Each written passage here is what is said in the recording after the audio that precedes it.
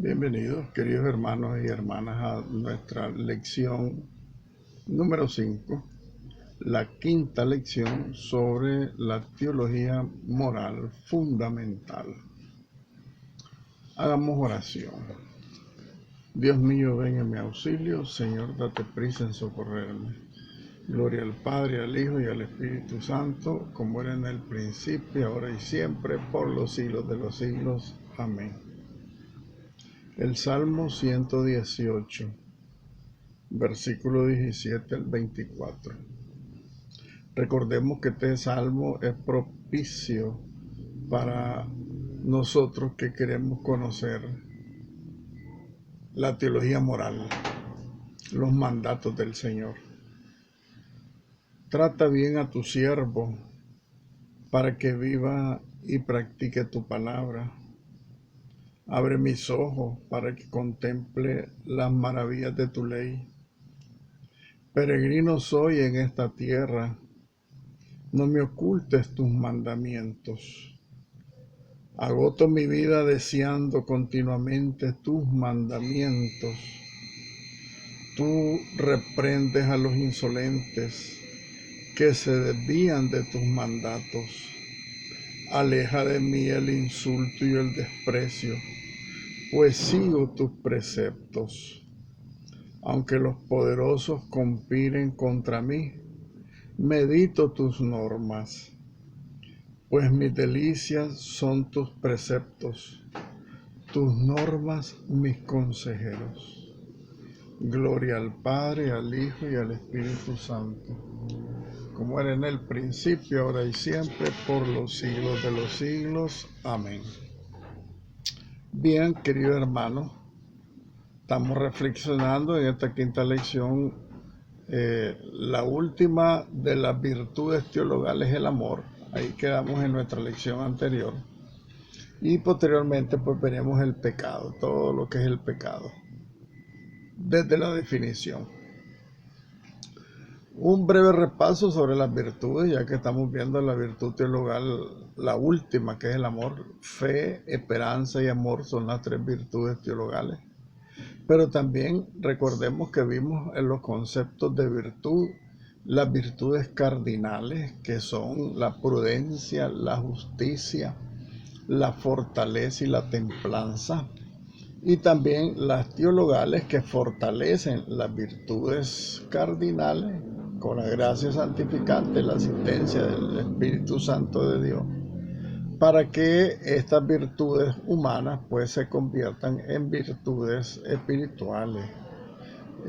La fe, en primer lugar, y la esperanza también, y la caridad son tres dones, tres virtudes que se nos regalan en el sacramento del bautismo, pero a manera de semillita.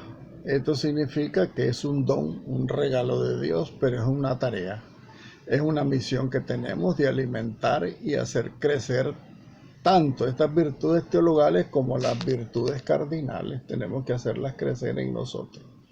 Es tarea nuestra, es obligación nuestra educarnos en nuestra conciencia y en nuestro conocimiento de Dios para seguir sus mandatos, para seguir sus caminos, para seguir el camino de la salvación. Entonces decíamos también que la esperanza que nace en el misterio de la cruz, por medio de la esperanza el creyente espera la vida eterna, espera el reino de Dios.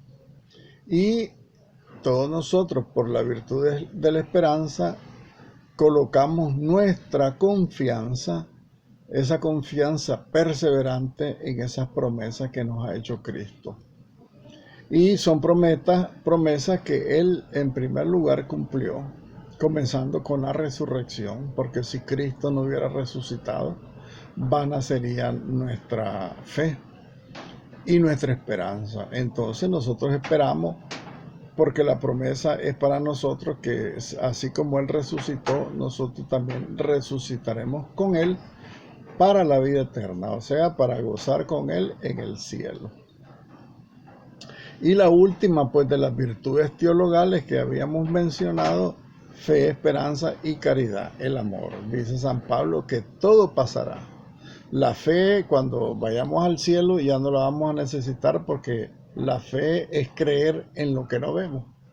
Pero como en la vida eterna ya vamos a ver a Dios, entonces ya no necesitaremos la fe. La esperanza igual, esperamos que el Señor nos resucite y nos lleve al cielo, nos lleve a su gloria. Entonces, una vez que estemos con Él, ya no es necesaria la esperanza, ya no esperamos porque ya recibimos lo que esperábamos. Pero el amor, dice San Pablo, ese no va a pasar nunca. El amor es eterno. Entonces, a través del amor, a través de la caridad, amamos a Dios sobre todas las cosas y amamos al prójimo como a nosotros mismos por amor de Dios. Nosotros tenemos que amar a nuestro prójimo por amor a Dios, aun así sean malos y perversos. Recuerden lo que mencionábamos ya, que nosotros tenemos que ser distintos a los mundanos, al ser humano que es de este mundo. El que es de este mundo odia, ambiciona, lucha, pelea, incluso pasando por encima de cualquiera para conseguir sus logros. Incluso matando, nosotros no podemos ser igual a los del mundo. Nosotros estamos en el mundo, pero no somos del mundo, dice Jesucristo en su oración sacerdotal en el capítulo 17 del Evangelio de San Juan. Ellos no son del mundo, dice Jesús, pero están en el mundo. Protégelos de este mundo. Entonces, nosotros vivimos en este mundo, por lo tanto, tenemos que ser distintos. ¿Por qué? Porque Cristo nos llamó a ser luz del mundo y sal de la tierra. Ser luz del mundo significa que nosotros no podemos ser tinieblas. No podemos ser como los malvados, que ojo por ojo, diente por diente. Nosotros tenemos que ser distintos.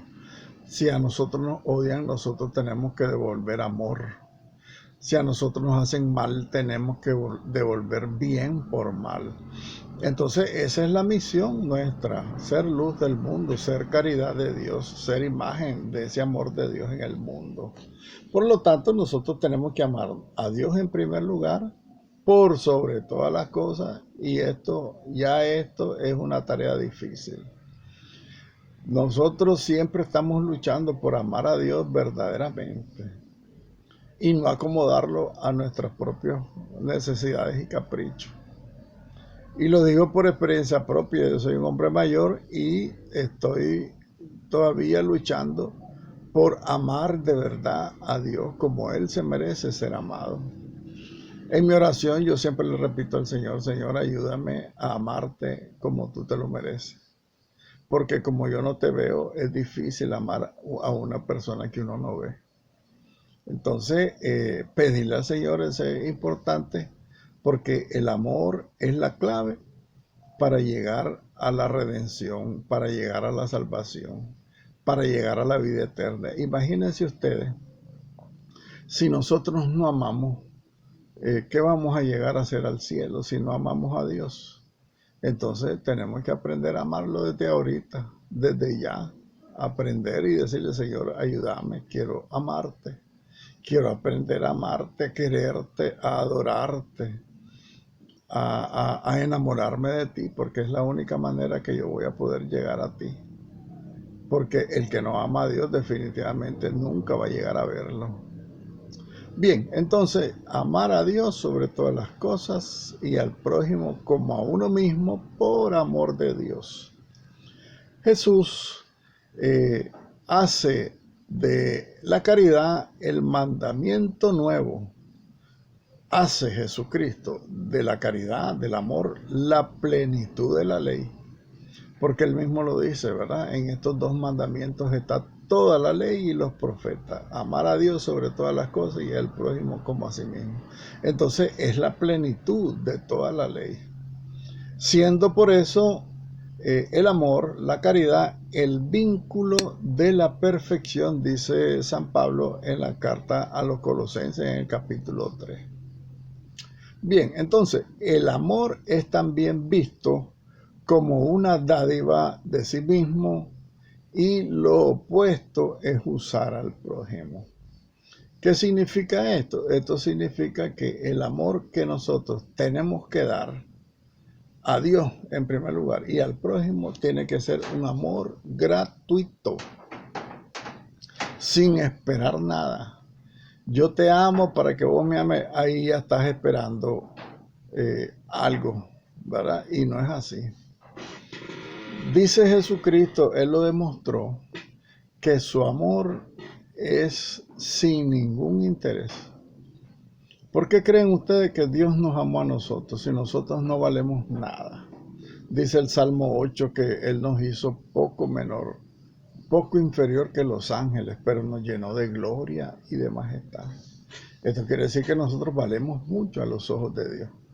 Sin embargo, valemos poco en el sentido de que Dios no nos necesita para Él ser feliz, para vivir en la gloria en plenitud. Él no nos necesita, entonces nosotros somos los que en realidad lo necesitamos. Por lo tanto, tenemos que cultivar ese amor, como les decía, porque si nosotros no aprendemos a dar el amor de una manera gratuita, dice que el amor es dádiva de sí mismo, o sea, entregarte a ti mismo. Hay una buena pregunta que se le hace a las parejas de matrimonio. ¿Por qué se casaron? ¿O por qué se quieren casar a los que se van a casar? Para ser feliz, te dicen, ¿verdad? Pero es un error. La respuesta debería ser porque quiero hacer feliz a mi esposa, porque quiero hacer feliz a mi esposo. Esa es la respuesta verdadera, la respuesta cristiana, fíjense ustedes. Porque si nosotros nos vamos a casar por provecho personal, entonces ya vamos utilizando a la otra persona. Yo te utilizo para mi propio provecho y no es así. Entonces, aprender el amor es una tarea también que nosotros tenemos que ejercitarla, porque de otra manera nosotros no vamos a poder amar como Dios pide que lo amemos. Y el que no ama no podrá ver a Dios. Y el que no ama a su prójimo, dice Jesucristo en el Evangelio de San Juan, es un mentiroso. Porque el que no ama a Dios, el que no ama a su prójimo, ¿a quién ve? Dice, repito, el que no ama a su prójimo, ¿a quién ve? ¿Cómo va a poder amar a Dios a quien no ve? Entonces, aprender a amar a nuestro prójimo, y de esa manera nosotros vamos a aprender a amar a Dios como Él se lo merece ser amado. Bien, avancemos otro poquito. Vamos a ver los pecados. Recuerden que estamos haciendo un ejercicio introductorio para ver y conocer todos los valores que hay que aprenderse en la teología moral. Después vamos a entrar en las profundidades de la moral cristiana, en las profundidades de la ética, lo que dice el magisterio de la iglesia, lo que dicen los santos padres, lo que dice la Sagrada Escritura en primer lugar sobre la moral cristiana, lo que dice el catecismo. Hay mucho en el catecismo sobre la moral cristiana. Yo diría que el que no tenga el catecismo de la Iglesia Católica debería de comprarlo, porque el catecismo está dividido en 4 partes, 4 grandes partes. La primera es el credo, la segunda es los mandamientos, la tercera parte son los sacramentos, y la cuarta parte es el Padre Nuestro, o sea, la oración cristiana. Entonces son 4 elementos que contiene el catecismo de la Iglesia Católica. Y el segundo, que es de los más grandes, es los 10 mandamientos, el estudio de los 10 mandamientos, que inicia con la definición misma de la ética cristiana, de la moral cristiana, de la renuncia al pecado, de vivir como los hijos de Dios, todo lo que implica pues esta gran ciencia de la teología moral, fundamental para que podamos entender a lo que hemos sido llamados nosotros en nuestra vocación cristiana. La vocación cristiana, recuerden que la vocación es un llamado. Dios te llama al matrimonio, te llama a que te prepares, te llama a amar, te llama a darte, te llama a conocerte, a conocerlo a Él, a conocer a tu prójimo, y te llama para que llegues a vivir con Él en la vida eterna después de tu muerte, después del paso de este mundo. Eso es la vocación cristiana, es el llamado a ser cristianos verdaderos. Renunciar al pecado y vivir las virtudes, pues en síntesis, ¿verdad? Bien, los pecados. Primero vamos a hablar del pecado. ¿Qué dice San Agustín sobre el pecado? También vamos a hablar cuáles son los pecados capitales. El pecado original, el pecado personal, el pecado mortal, el pecado venial, el perdón de los pecados y las indulgencias. Ese va a ser el tema de ahorita. Bien, los 7 pecados capitales. Dice San Agustín que el pecado es una palabra, es un acto o un deseo contrario a la ley eterna. Eso es el pecado para San Agustín.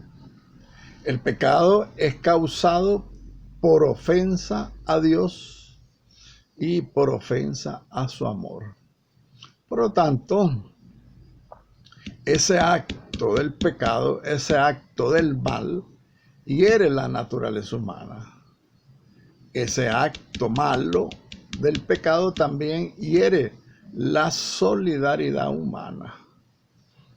Ya Cristo, con su muerte, nos reveló plenamente la gravedad del pecado y lo venció por su misericordia, lo venció con su misericordia, con su entrega, con sus padecimientos, con su cruz, con su muerte y con su resurrección. Así vence Jesucristo al pecado.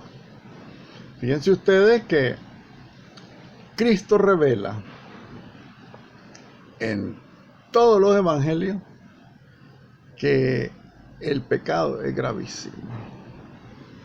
La primera consecuencia es que ofendemos a Dios, y toda ofensa a Dios, por muy chiquita que sea, es una ofensa infinita. Es un acto, el pecado es un acto infinito porque ofende a una persona infinita. Miren qué contradicción la del ser humano. El ser humano, que es limitado, es finito, es incompleto.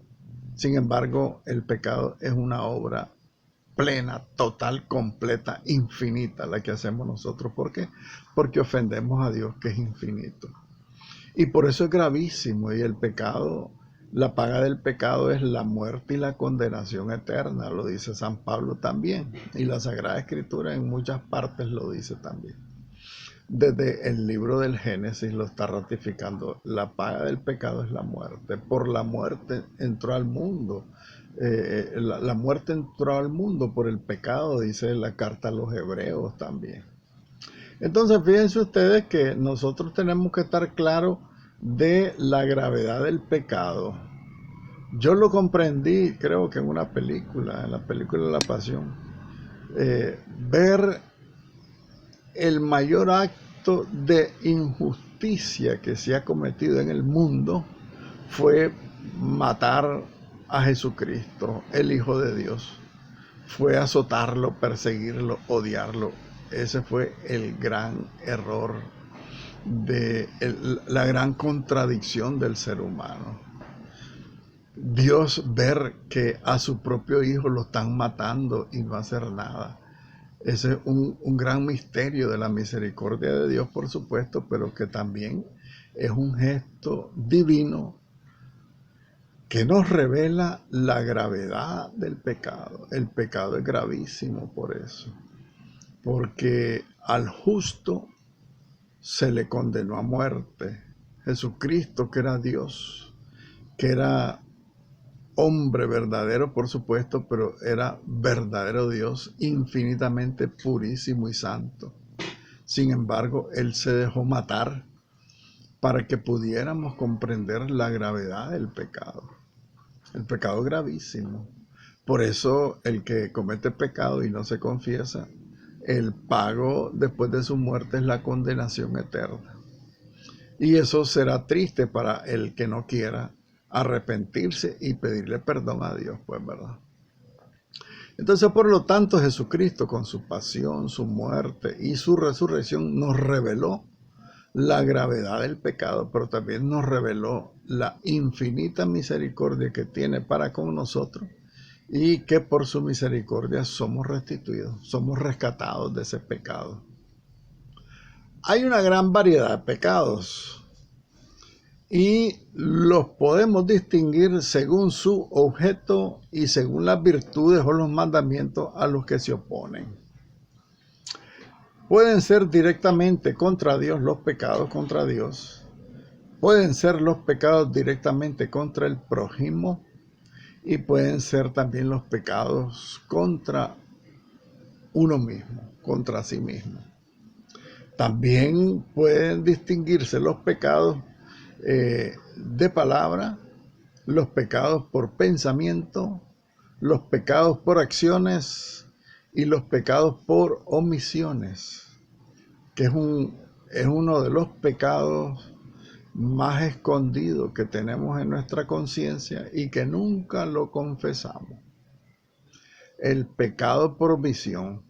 Si bien fíjense ustedes que en el yo confieso, al iniciar la Santa Eucaristía, decimos, yo confieso ante Dios Todopoderoso y ante ustedes, hermanos, que he pecado mucho de pensamiento, palabra, obra y omisión. Pero en la confesión nunca confesamos la omisión. ¿Y qué quiere decir la omisión? Las cosas buenas que el Señor nos inspira a hacer y por pereza o por maldad no la hacemos. Ahí está la gravedad de las omisiones y de todos estos elementos que hacen pecado, ¿verdad? Las palabras, las malas palabras, las palabras hirientes, las palabras de odio, los malos pensamientos, las acciones malas, los actos impuros, los crímenes, todo eso son acciones. Pero también las omisiones. Pasa un mendigo pidiéndote reales y por no molestarte le decís, no tengo ahorita. Ese es un pecado de omisión. A lo mejor, si ustedes quieren, puede ser leve, venial. Pero los pecados veniales, no confesados y no perdonados, también llevan muchos años de purgatorio. Por otro lado, la repetición de los pecados genera los vicios. ¿Cómo se hace vicioso el borracho?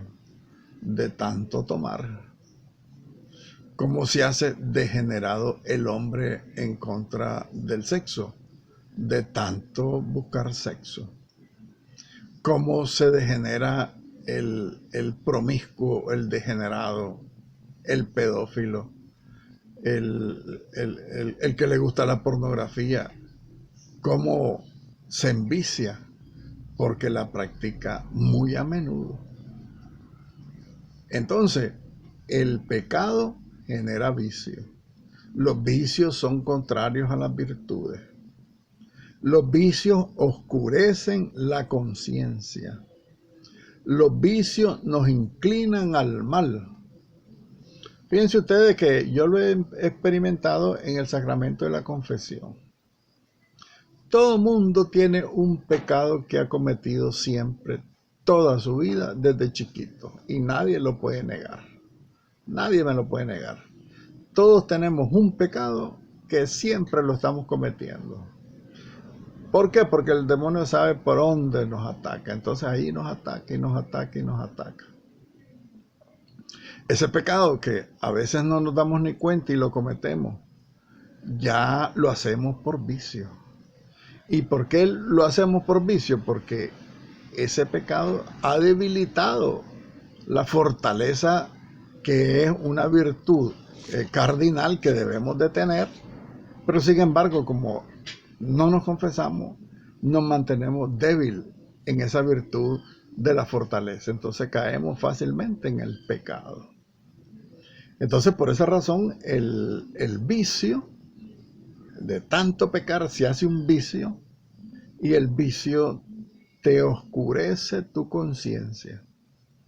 Cuando veamos el tema de la conciencia se van a dar cuenta lo importante es que tener una conciencia recta, una conciencia limpia, una conciencia bien formada, una conciencia bien custodiada, estando en gracia de Dios para poder discernir los actos buenos y los actos malos para evitarlos, para hacer los actos buenos y evitar los actos malos.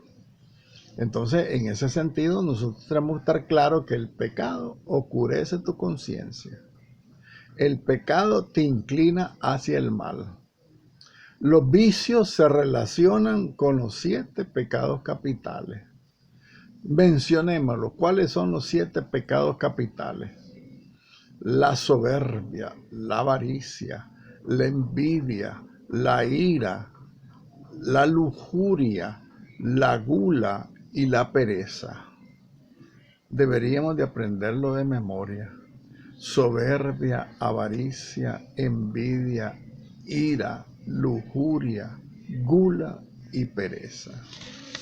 Son los pecados más graves. ¿Por qué razón se llaman capitales? Porque de ellos dependen infinidad de pecados mortales que nosotros cometemos.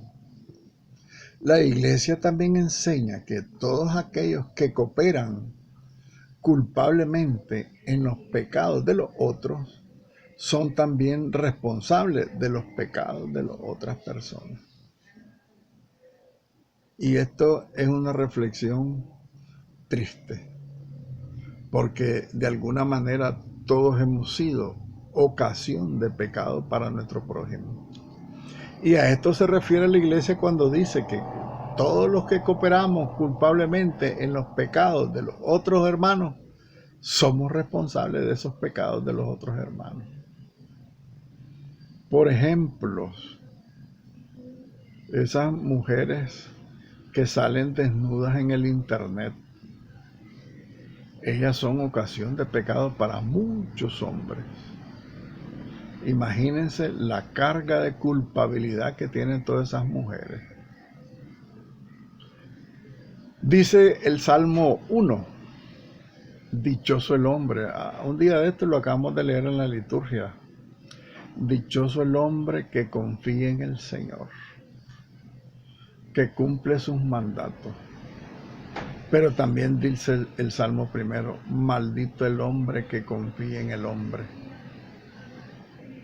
Maldito el hombre que se sienta en la cátedra de los fariseos. Maldito el hombre que se sienta en la mesa de los pecadores. Reflexionemos. A mí se me viene una palabra que la tengo muy clarísima. Maldito el hombre que se sienta en la cátedra de los fariseos. ¿Saben qué quiere decir eso? Eso quiere decir que el que conduce a otro a pecar, miren, pobrecitos los fariseos, ¿verdad? ¿Cuánta gente se llevaron? El mismo Cristo les decía, ustedes no hacen lo que deberían hacer y no dejan a la gente que entre en el reino de Dios porque ustedes se lo impiden con tantas cosas que le han impuesto. Ustedes cargan fardos enteros, enormes y pesados a la gente, pero ustedes son incapaces de cumplirlo. Sentarse en la cátedra. ¿Qué cosa es la cátedra? La cátedra es la silla del Papa, porque a partir de ahí, desde ese lugar, el Papa enseña la doctrina, la salvación, la moral. Imagínense sentarse en una silla para enseñar el pecado, enseñar el mal. Por eso dice el Salmo primero, maldito el hombre que se sienta en la cátedra de los perversos, de los malvados, en la cátedra de los fariseos, porque son los que se sientan a enseñar a otros la maldad y el pecado. Maldito el hombre que hace eso. Esto está en correspondencia con esta ley de la iglesia que dice que los pecados, los que colaboran más bien en los pecados de los otros, son responsables de los pecados de los otros ante Dios. Nosotros tenemos que pagar una cuenta grande si hemos inducido a la gente a pecar. Se me viene a la mente los papás, las mismas mamás, que le enseñan a sus hijos a robar. El papá que le enseña a su hijo la depravación sexual, el deseo de mujeres. Eso es una maldición para el papá y para el hijo, enseñarle el pecado. Si bien es cierto, nosotros por el bautismo nos comprometemos con el Señor a mantenerle limpia el alma a ese niño bautizado cuando se nos impone la vestidura blanca. Cuando nos bautizaron, el sacerdote dice la oración que dice así: a ustedes, padres y padrinos, se les encomienda mantener limpia el alma de este niño, de este hijo de Dios, totalmente durante toda su vida hasta su encuentro con Cristo. Sin embargo, los mismos papás y la mamá le enseñamos la maldad a los hijos. Le enseñamos la mentira. Te llegan a buscar a tu casa y le decís a tu hijo: anda a decirle que no estoy. Le estás enseñando a tu hijo a ser mentiroso. Entonces, el Salmo 1, yo creo que tenemos que reflexionarlo en primer lugar. Tenemos que reflexionar la ética cristiana para poder huir de todas esas situaciones en las que hacemos pecar incluso a nuestros hijos, y de los pecados de nuestros hijos somos responsables ante Dios. Gloria al Padre y al Hijo y al Espíritu Santo, como era en el principio, ahora y siempre, por los siglos de los siglos. Amén. Que el Señor los bendiga a todos.